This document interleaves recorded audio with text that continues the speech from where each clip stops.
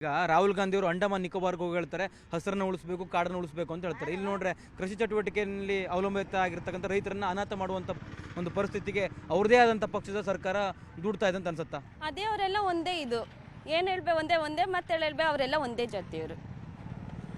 ಅಲ್ಲ ಈ ಅಲ್ಲೆಲ್ಲ ಹಸಿರು ಉಳಿಸಿ ಅಂತ ಬೇಡ, ಸ್ಕೂಲ್ಗಳಲ್ಲೇ ತಗೊಳ್ಳಿ.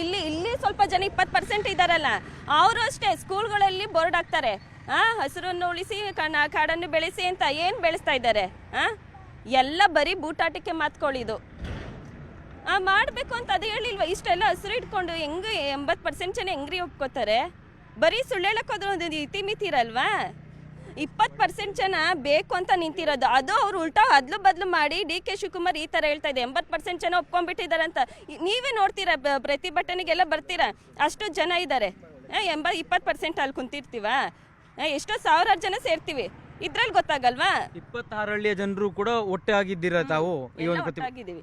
ಅದೇ DK ಶಿವಕುಮಾರ್ನಂತವ್ರು 20% ಜನ ಅವ್ರು ಒಟ್ಟಾಗಿಲ್ಲ, 80% ಜನ ಮಾತ್ರ ಎಲ್ಲ ಒಟ್ಟಾಗಿ ಇದು ಹೋರಾಟಕ್ಕೆ ನಿಂತಿದ್ದೀವಿ. ಏನೇ ಬಂದ್ರೂ ಎದುರಿಸೋಕ್ಕೂ ನಿಂತಿದ್ದೀವಿ. ಅವ್ನು ಎಷ್ಟೇ ಇದು ಮಾಡಿದ್ರು ನಾವು ಅದಕ್ಕಿಂತ ಮೇಲೆ ಅಡ್ಪಟ್ಟು ಹೋಗ್ತೀವಿ, ಎಂಥದಕ್ಕೂ ರೆಡಿ ಇದ್ದೀವಿ. ಕಾನೂನಿನ ಮೂಲಕವಾಗಿ ವಶಪಡಿಸ್ಕೊಳ್ಳುವಂಥ ಪ್ರಯತ್ನವೂ ಕೂಡ ಮಾಡ್ತೇವೆ ಅಂತ ಹೇಳ್ತಾರೆ. ಮಾಡ್ತಾ ಇದ್ದಾರೆ, ಅದನ್ನು ಮಾಡ್ತಾ ಇದ್ದಾರೆ.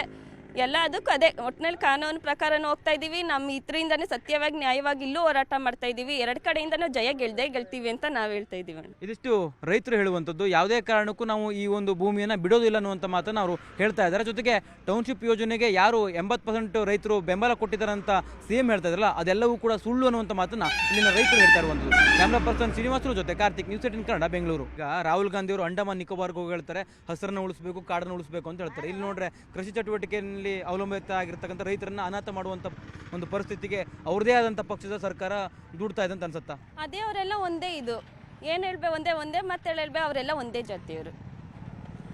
ಅಲ್ಲ ಈ ಅಲ್ಲೆಲ್ಲ ಹಸಿರು ಉಳಿಸಿ ಅಂತ ಬೇಡ, ಸ್ಕೂಲ್ಗಳಲ್ಲೇ ತಗೊಳ್ಳಿ.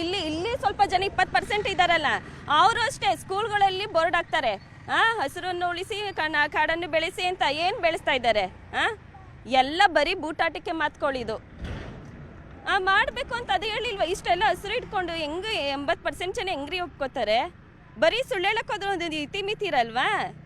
20% ಜನ ಬೇಕು ಅಂತ ನಿಂತಿರೋದು, ಅದು ಅವ್ರು ಉಲ್ಟಾ ಅದ್ಲು ಬದ್ಲು ಮಾಡಿ DK ಶಿವಕುಮಾರ್ ಈ ಥರ ಹೇಳ್ತಾ ಇದೆ. 80% ಜನ ಒಪ್ಕೊಂಡ್ಬಿಟ್ಟಿದ್ದಾರೆ ಅಂತ ನೀವೇ ನೋಡ್ತೀರಾ, ಪ್ರತಿಭಟನೆಗೆಲ್ಲ ಬರ್ತೀರಾ, ಅಷ್ಟು ಜನ ಇದ್ದಾರೆ. 20% ಅಲ್ಲಿ ಕುಂತಿರ್ತೀವ, ಎಷ್ಟೋ ಸಾವಿರಾರು ಜನ ಸೇರ್ತೀವಿ, ಇದ್ರಲ್ಲಿ ಗೊತ್ತಾಗಲ್ವಾ? 26 ಹಳ್ಳಿಯ ಜನರು ಕೂಡ ಒಟ್ಟೆ ಆಗಿದ್ದೀರಾ ತಾವು? ಒಟ್ಟಾಗಿದ್ದೀವಿ. ಅದೇ DK ಶಿವಕುಮಾರ್ನಂತವ್ರು 20% ಜನ ಅವ್ರು ಒಟ್ಟಾಗಿಲ್ಲ, 80% ಜನ ಮಾತ್ರ ಎಲ್ಲ ಒಟ್ಟಾಗಿ ಇದು ಹೋರಾಟಕ್ಕೆ ನಿಂತಿದ್ದೀವಿ. ಏನೇ ಬಂದ್ರೂ ಎದುರಿಸೋಕ್ಕೂ ನಿಂತಿದ್ದೀವಿ. ಅವ್ನು ಎಷ್ಟೇ ಇದು ಮಾಡಿದ್ರು ನಾವು ಅದಕ್ಕಿಂತ ಮೇಲೆ ಅಡ್ಪಟ್ಟು ಹೋಗ್ತೀವಿ, ಎಂಥದಕ್ಕೂ ರೆಡಿ ಇದ್ದೀವಿ. ಕಾನೂನಿನ ಮೂಲಕವಾಗಿ ವಶಪಡಿಸ್ಕೊಳ್ಳುವಂಥ ಪ್ರಯತ್ನವೂ ಕೂಡ ಮಾಡ್ತೇವೆ ಅಂತ ಹೇಳ್ತಾರೆ. ಮಾಡ್ತಾ ಇದ್ದಾರೆ, ಅದನ್ನು ಮಾಡ್ತಾ ಇದ್ದಾರೆ.